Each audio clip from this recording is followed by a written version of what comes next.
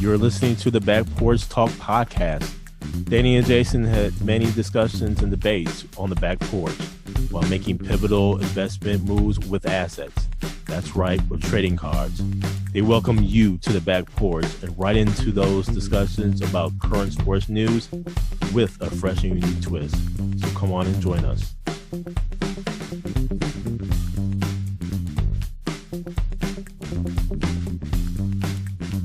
Welcome to the Back Porch Top Podcast. I'm your co-host, Jason. Goes Danny. Fans, we got a full show for you today, NFL and college football playoffs, but y'all know what to do. Go ahead and go ahead and subscribe to the show. Let the algorithm. Let's get right to it, Danny. The Green Bay Packers get blown up in Lambeau Field. The Baltimore Ravens and King Henry just comes in there and just throttles the Green Bay Packers 41-24. Now, I'm using throttle because Derrick Henry on 36 carries throttled the Green Bay Packers for 216 yards, 4 touchdowns. And Danny, let me just say this. Lambeau Field is not what it used to be. Lambeau Field was a field in where opponents would be scared to come in. It would be a home field advantage for the Green Bay Packers. That is not the case. And I saw some kind of stat on social media and where, they claimed under 7 years of Mike Holmgren. Yeah. In his years, I think there was only 3 or 4 home losses versus like over the past 2 years, like 7 home losses or something like that. Mm-hmm. The prestige of Lambeau Field is gone. I mean, anytime you have shredders on the heads of an opposing team, that says a lot. But I will say this. The shining star was Malik Willis. 18 for 21, 288 yards, 1 touchdown passing, 9 carries for 60 yards, 2 touchdowns. I've had absolutely no problems with Malik Willis coming in, not only this week, but last week when Jordan Love got injured. Mm-hmm. I was completely fine with Malik Willis coming in. Had every confidence in the world based upon his play in previous years. Malik Willis is a starting quarterback in the NFL, Danny. Malik Willis will get paid as a starting quarterback in the NFL next year, Danny. Yep. And for those who are saying, man, we'd rather have Malik Willis than Jordan Love, hold your horses. Because we got a contract with Jordan Love. Mm-hmm. So we're going to have Jordan Love. But I dare say, man, listen, whoever gets Malik Willis is getting a competitor, is getting, man, a leader, someone who seems to be beloved in the locker room. You're getting a good quality quarterback. And I'm happy for Malik Willis, man, because he's played his way into getting a contract, a deserving contract, and all the best wishes, well wishes to Malik Willis moving forward, man, because he deserves it. Having said that, there's something wrong with the Packers defense.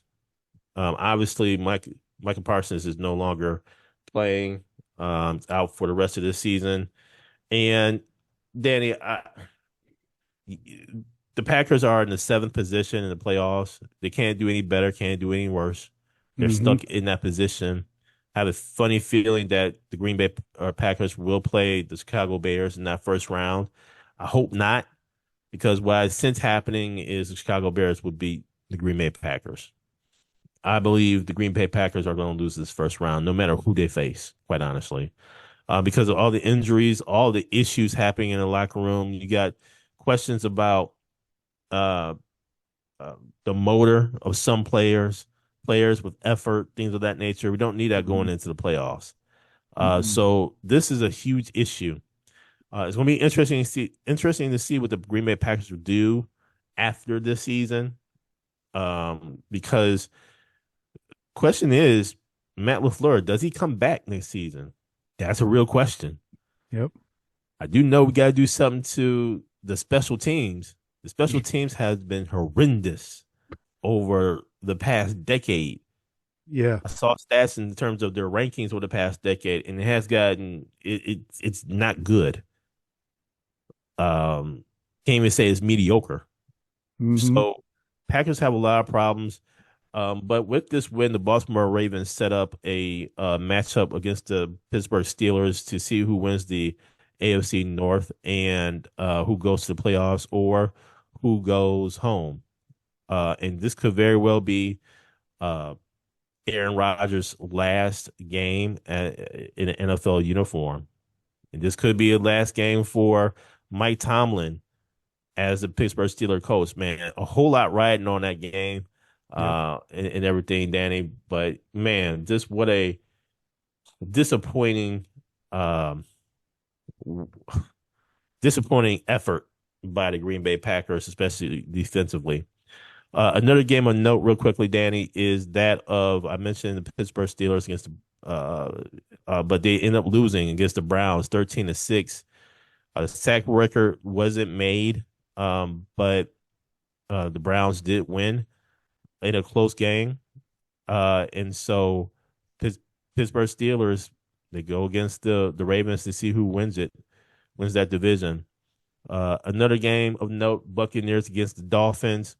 Buccaneers lose that game, setting up a Buccaneers Carolina Panthers matchup to see who wins the NFC South. And I'll leave the Falcons to you, Danny. But man, if Falcons could have just won another game during the season, that could have that could have done some things, man. An interesting game on Monday night. Excuse me, on Sunday night, that being the Bears against the 49ers to see who will be in the two spot, or excuse me, who could potentially be in the number one spot. The 49ers prevail 42-38, thank goodness.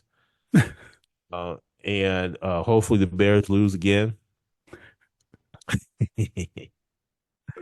It's going to be really interesting in the NFC, Danny. You got the Seahawks, you have the 49ers going at it to see who's going to get the number one seed. You have the Eagles still lurking there. Uh, Eagles beat the Bills 13-12. Josh Allen misses a wide open receiver in the end zone for on a 2-point conversion that could have won the game. So there's a whole lot riding on these last few games, Danny. What say you about the NFL weekend? Jason, a couple of extra points on some of the games you highlighted. Ravens Packers game. Packers were down big and actually came back and made it a game. It was Mm-hmm. actually Yep. 27-24 at one point. Mm-hmm. And also Lamar Jackson was not playing in that game. So it just ended up where, like you said, the Packers, Derrick Henry just went off. And something of note with Malik Willis is his shoulder. He did go out the game. He did come back.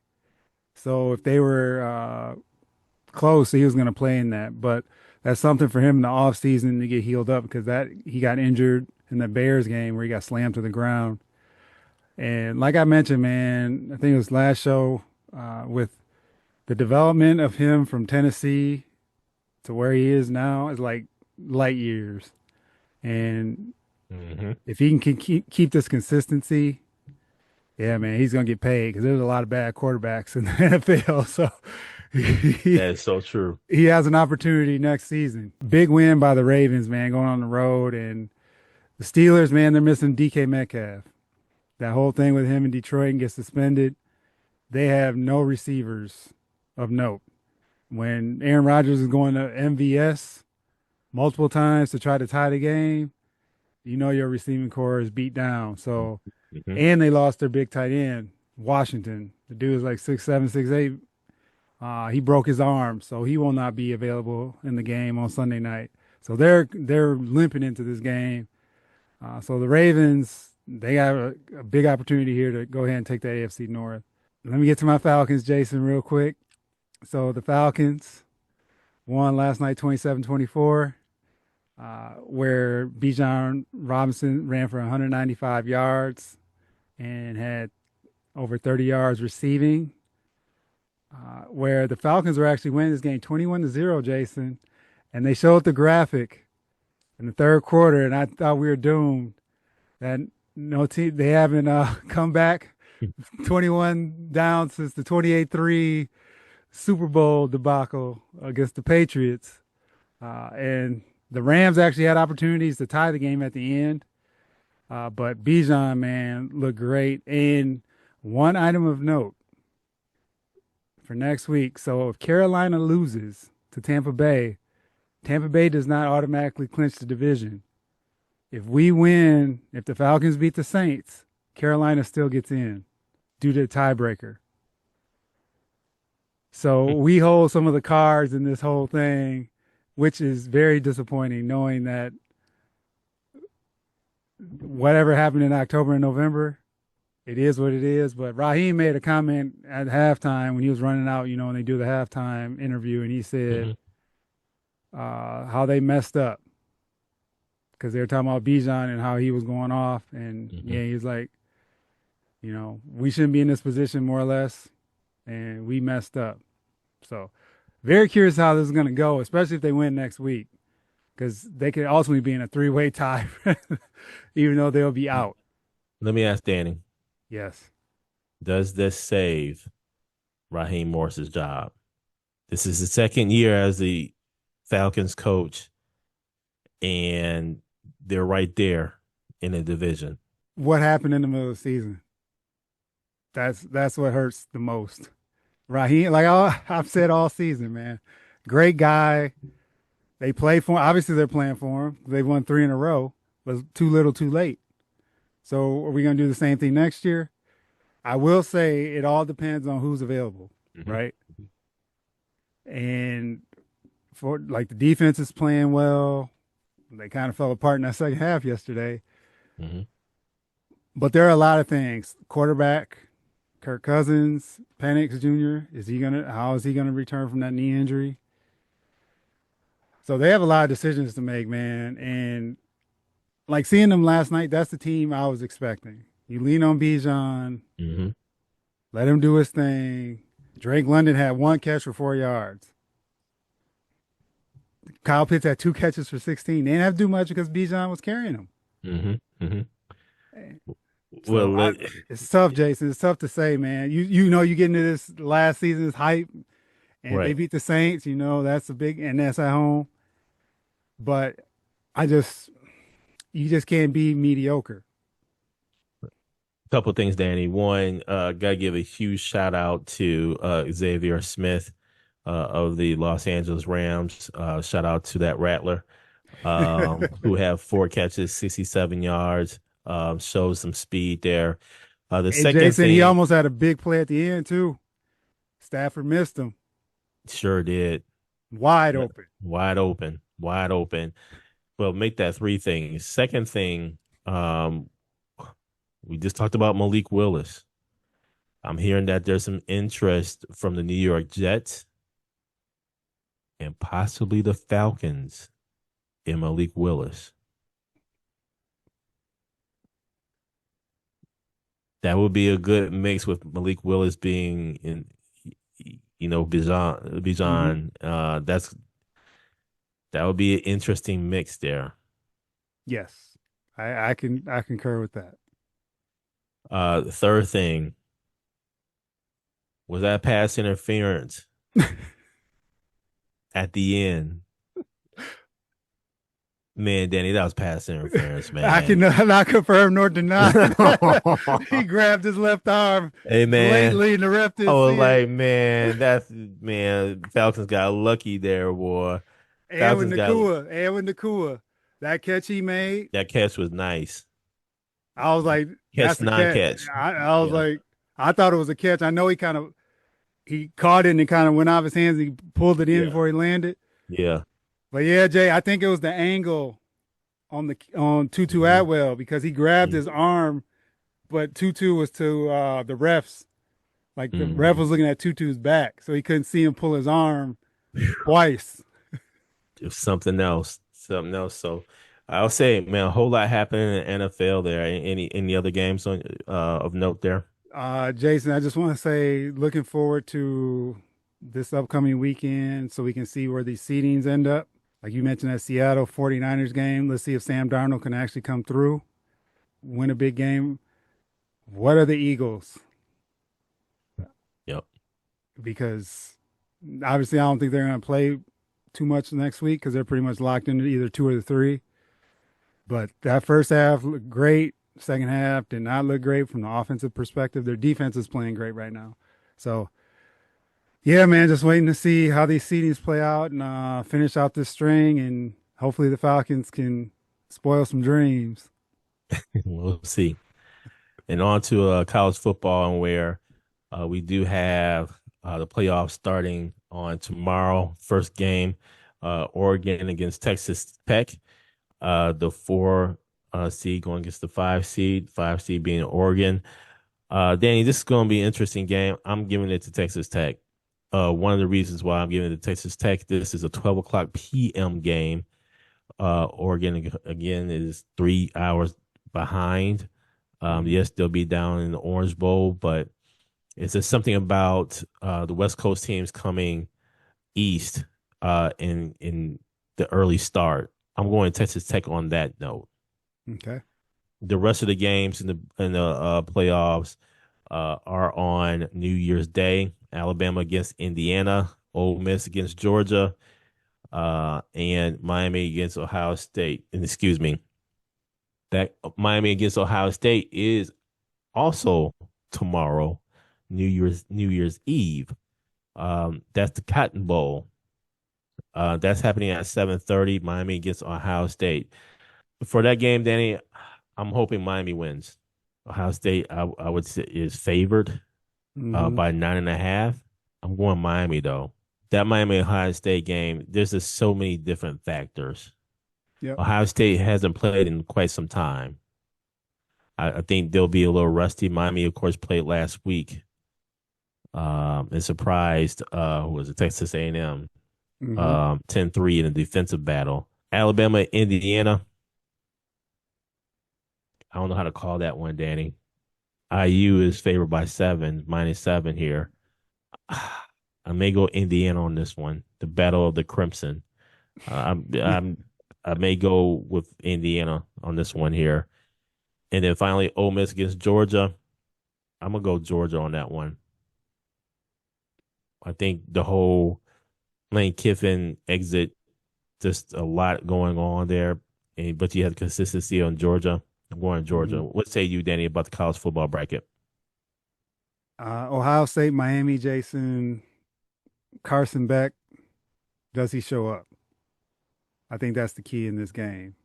He did not show up last game, but their defense was off the hook. And then they had the rushing attack going to beat Texas A&M. I'm going with Ohio State in this game. I do want to concur with you on the rust factor. Mhm. So that's going to be the key with all these games, I think, because the teams that played last week or a week and a half ago versus the teams that have been on ice, how are they going to come out? And so that's the advantage that these teams that did play that can jump on them and rattle them a little bit. So I am going to go with Ohio State. Oregon, Texas Tech. Oh man, that's a tough game to call, man. That's so tough. The Orange Bowl. I'm going to go with Oregon. Okay. I'm gonna go Big Ten there again. I do see your point though, Jason, with the cross country time change. But I'm assuming Oregon's been there for a while, or at least a couple days. I'm not sure when they flew in. I think their speed can give Texas Tech some problems, but we'll see that. Indiana, Alabama. This one scares me from Indiana's perspective.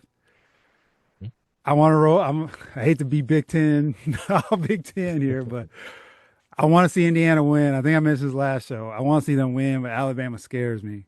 Mhm. Uh, but I think I'm gonna go with Indiana, hoping they can pull it off. And then I agree with Georgia, Ole Miss. Ole Miss did look good, So this is one of those games too.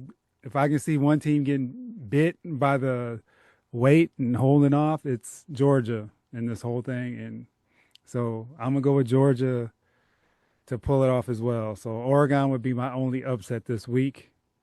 But this whole thing can be flipped on its head because you just don't know, man, with this delay and how long they have to wait to play these games.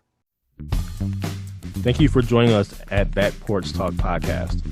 You can also join us on Twitter by tweeting us at back_podcast. For more information, you can go to our website, which is backporchtalkpodcast.com. You can also email us at backporchtalkpodcast@gmail.com. Again, thank you for joining us, and remember that there's enough hate in the world, so go ahead and spread a little love.